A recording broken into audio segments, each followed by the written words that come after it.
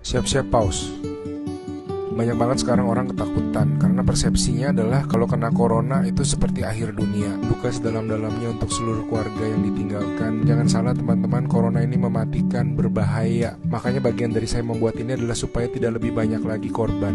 Ini garis waktu seseorang yang positif corona. Kamu terinfeksi di sini. Di hari kedua dan ketiga, kamu sudah jadi pabrik virus corona. Walau belum batuk, belum demam, tapi kamu udah nyemprot virus kemana-mana. Hari ketujuh, kamu mulai berasa atau bergejala. Nah, gejala ini puncaknya macam-macam buat semua orang. Sebelum nanti dia pulih dan sembuh. Ada orang yang gak berasa sama sekali, mungkin cuma kayak pegel-pegel. Ada yang kayak begini. Ada yang demam ringan, pusing-pusing dikit. Ada yang demam terus batuk. Ada yang demam batuk terus sesak. Dan yang paling hebat ya harus dibantu mesin untuk bernapas. Dari yang paling ringan sampai yang paling berat, semuanya ini positif corona. Dan di kasus-kasus yang kritis ada mereka yang tidak sanggup melanjutkan. Jadi sekali lagi, walaupun corona ini sangat ngeri karena akan ada yang meninggal, tapi ada juga yang gejala ringan dan sembuh sendiri. 80% kata WHO. Nanti saya jelasin di video berikut ya.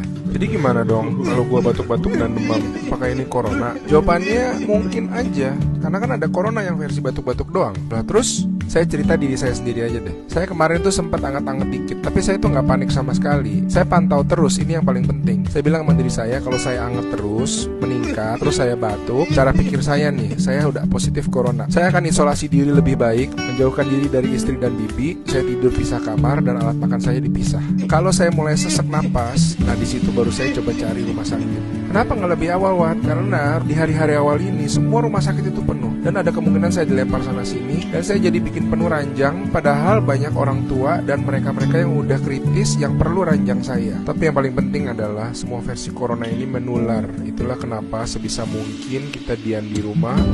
Karena walau di kamu virusnya jadi gejala yang ini, bisa jadi di orang lain jadi gejala yang ini. Terutama buat mereka yang sudah lanjut usia dan rentan.